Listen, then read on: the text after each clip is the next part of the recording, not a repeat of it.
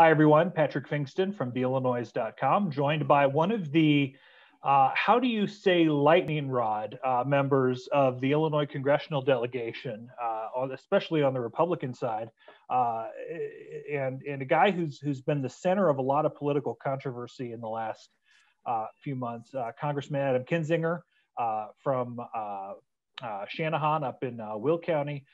Congressman in DC, thanks for taking the time. You bet. Good to be with you. And the congressman and I have known each other for a long time. We're very friendly, but of course he gets no pass here because we're doing our job. Congressman, I want to start with some policy before we get into the political stuff that's caused all this controversy. Infrastructure. You know, Republicans are complaining that it's too big, that there's no way they'll vote for it, that there's no way they'll vote for things that you know, raise taxes, et cetera. Instead of coming to the table and trying to make what you may perceive parts of a bad bill better, no one's going to argue that we need infrastructure investment in this country, in this state, in your district. So why are Republicans so unwilling to come to the table and talk to try and make an infrastructure bill better for everyone? Well, I think everything right now, you know, on both sides in this moment is just political. It's just how do we get a win out of this? How do we turn public opinion and not really solve problems? Honestly, I'm not hopeless on infrastructure, though. I think you know, I think probably a significant chance they don't have the votes to get something like that through the Senate, as big as has been proposed. So if that's the case, I expect that they're going to probably go into a negotiation at that point. And I think, you know, look, Republicans were willing to vote for a big infrastructure bill. I've been calling for it for a long time.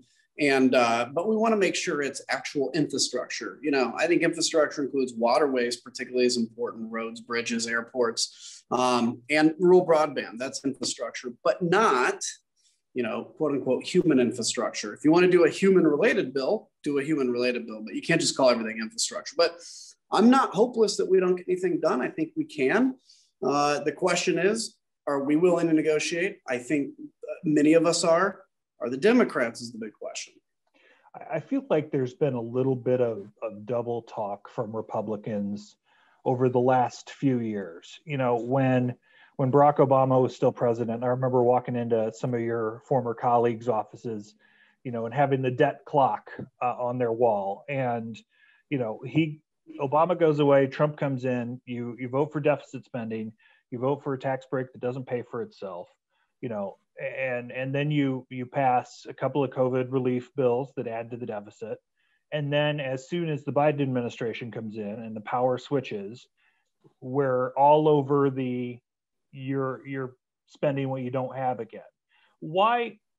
You know, obviously when you're out of power, you've got to find something, because that's what politics are. But do you see it as two-faced? Do you see it as a little bit of hypocrisy? Yes. And, you know, I think there's always been some hypocrisy in politics. So we got to accept that. I think, you know, we can nuance some of it. I think emergency spending is important. You know, with COVID, I think the economy coming back as quickly as it is due in large part to some of the early money we spent, particularly on payroll protection program, vaccine development. There's a role for that. I think the tax cuts, I was actually a little disappointed. I wanted the tax cuts to pay for themselves. There was a big attempt to do what's called a border adjustment tax, which just would bring parity basically for companies to give unfair subsidies. Like in Europe, that would have paid $1 trillion. That was actually shot down by Republicans in the South. That's a little different. But yes, there's a lot of hypocrisy, and you can see it in foreign policy. You know, when Barack Obama was going to bomb Syria for the use of chemical weapons, Republicans opposed him. When President Trump did it, Republicans supported him. Same thing. And I think, you know, it shows the importance, I think, of having centering principles, like something that you truly believe in, that you advocate for. And yeah, there's going to be flex with different administrations, but when you just blatantly violate what you're saying because it's your guy in charge, that's when you lose a lot of moral authority. And you can see, like, for instance, in this case, the Democrats now running huge bills because they can point to our hypocrisy, and it does blunt that a little bit. All right, let's talk politics. So you were pretty supportive of Donald Trump as president. You you never really, I mean, you mentioned concerns over the years, but we're still on board until January 6th. Obviously, January 6th was a turning point for everybody. I'm a conservative. I've worked in Republican politics for, more than 10 years. I started, telling people in 2015 that this was a bad dude. I suppose that the question isn't necessarily, was this the turning point? It was, where were you before? Mm-hmm. No, it's a great question. So I was actually probably one of the most outspoken members against Donald Trump at certain points in the last 4 years, when he retweeted some pastor about this is going to be a civil war, any number of things, where it really changed for me. I always said, look, I'll oppose Donald Trump when I must and support him when I can. And I would basically say the same thing for Joe Biden. I'll support him when I can. The problem is we don't agree on a lot, so it's a little different. But actually, the big pivot happened after Election Day. And so if you can look back and see my tweets and statements, the day after the election, when the president started this, and even prior to that idea of a stolen election, that's when I was off. And the reason's because, I see all around the world, both through history and in current examples, the only way a democracy works and functions is if people believe that their vote counts and their voice is heard. Because what that does, it says, look, I had my say. Even if we lost, I had my say. Now I got to go convince more people to agree with me.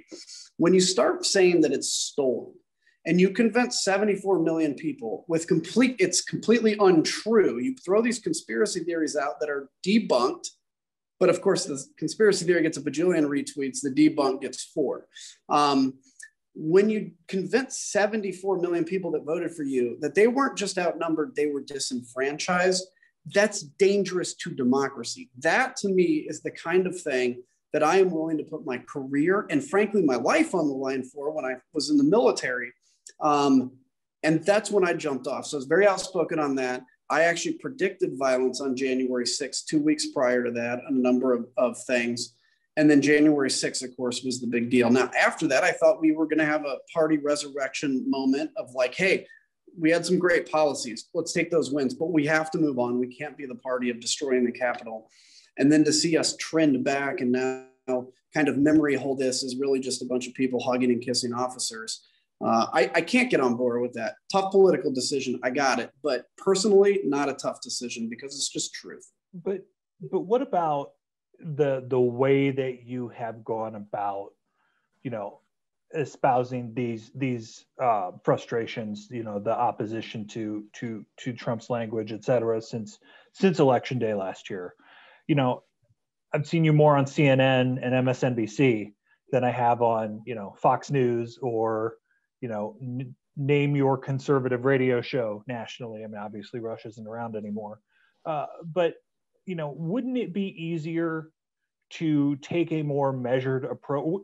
Let me not say easier. Would it be more effective to take a more measured approach to try and fix this from the inside than try and join the 2 other networks that are throwing verbal bombs at the GOP every day? Well, I think it's yes to both. So there are people that are, I take Liz Cheney, for instance. She's, she picks her battles. She says things. She gets the good attention for it. I'll tell you, for me, why haven't I been on Fox as much as CNN and MSNBC? It's real easy. They don't want me on.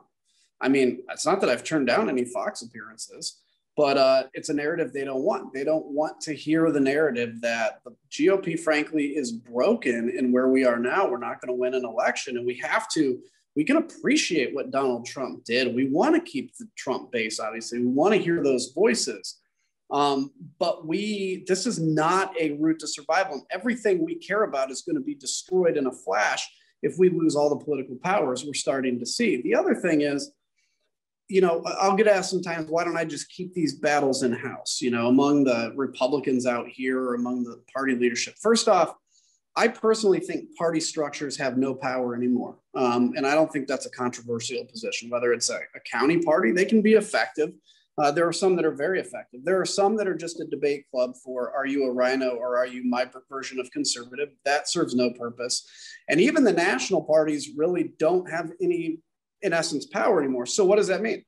It means that that debate for the future of the GOP is not one you can have in the halls of Congress alone. You have to take that to the people out there in the world that are going to vote in a primary. How do you do that? You got to go on media. What do you say on the media? You got to say the truth. The truth isn't pretty and it hurts. And some people get offended by it. And I always know, there's been a few times when I could have said something different, less emotion, more understanding. I get it. Donald Trump, what they loved about him was he just said what was on his mind. I'm saying what's on my mind, and I'm taking it to the people that will make the decision. I think it's essential. What happened to some members of the Republican Party that, stood for that line of truth? And I would say there are members in Illinois that are among them. And Darren LaHood, I think, is one of them. Mike Bost has really hooked his wagon to Trump at times. But even on the more national scale, I think Lindsey Graham is the perfect example. He blows Donald Trump up during the primary and then becomes his golf buddy. What happened to you elected officials? And again, I think you could probably, be included in the group that was pro-Trump for a long time. That I always use the term sold their souls, but definitely sold out from traditional conservatism to Trumpism. Well, I would say for me, and this is what maybe people don't understand or want to hear, I've been amazingly consistent since the day I started. I have generally the same views. I evolve on a few things, as you get older and you have experience, but I'm still against deficit spending. I'm still, whereas I think many in the party have I don't even know what the principles of the Republican Party are at the moment. What happened? It's easy. So I got to experience this firsthand. I got along with Donald Trump very well in person. In my very first meeting with him, I didn't vote for him in 2016. My very first meeting, I thought he was going to chew me out. And all he told me was how good I was on television. And it really caught me by surprise. And what he's doing is not complimenting you. He's letting you know he's watching. And so the temptation when you have that proximity to power is to impress power. And then you also look at the fact that we have separated as a country into tribes. If I do something conservative, then everybody that was glad that I've taken on Trump is like, oh, you're just like everybody else. And so eventually people just say, look, I got to just pick a side because I can't just call balls and strikes anymore. And I think the other thing is there's some people that in their heart believe I just got to manage through this moment so that I can be around to affect these policies I care about. And that's actually a legitimate, concern, which is, boy, if I take on Trump, I'm going to lose a primary and then I won't be able to affect X, Y, Z, which I want to. But I think, look, the Republican Party will end up being the kind of party I'm talking about. It's just a question of when and how much damage is done before that. I know you got to run and vote soon, so just a couple of quick things. Mm-hmm. Be honest with me. You've known me a long time, just us girls. Mm-hmm. Where were you on running for governor or U.S. Senate before the incidents on January 6th? Yeah, before January 6th, I was really seriously looking at it. I hadn't made a decision. I was, on the fence in terms of like, okay, I'm a Republican in a blue state. This is going to be a tough battle. And I'll be honest, I haven't fully ruled it out.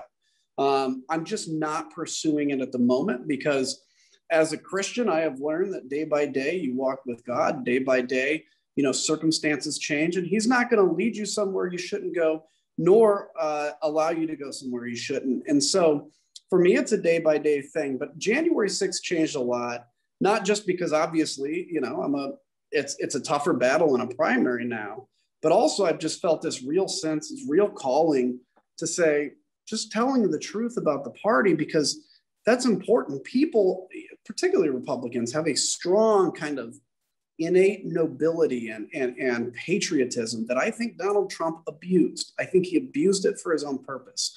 And I think also as a Christian, preachers from the pulpit have failed to remind people that their God is not Donald Trump. Their God is not even the flag of the United States of America, though I would die for it. Their God is God, and everything else is important, but not that important. So that's really been my calling of late. Well, I will not ruling out a statewide run. It's still an option. But that was the change. If they draw you out of your congressional district or what is similar to your congressional, I mean, it's a pretty wacky district going from Rockford to Watseka at this point. But if you don't have your congressional district as it exists today, do you continue to, go down with the ship in another run for Congress, or then do you look at a U.S. Senate race? I certainly think that makes a statewide run far more likely, because if you know that, last time I got drawn in with Don Manzullo, I went through that process. It is terrible. I love Don Manzullo. It's like locking two brothers in a room and saying only one of you lives. It would make a state, and I'd be mad about it too. And so it would make a statewide run far, far more likely. And either way, though, this Country First movement, I'd encourage anybody, country1st.com. It's not about anti-Trump, even though Trump is the center of the attention. It's about what are we as a party? What are we as a country? That will continue regardless. Congressman Adam Kinzinger, 16th District. Congressman, that buzzer means you got to go vote. Thanks so much for your time. We really appreciate it. Great seeing you, brother. All right. Thank you, Congressman. You're the best. Yeah.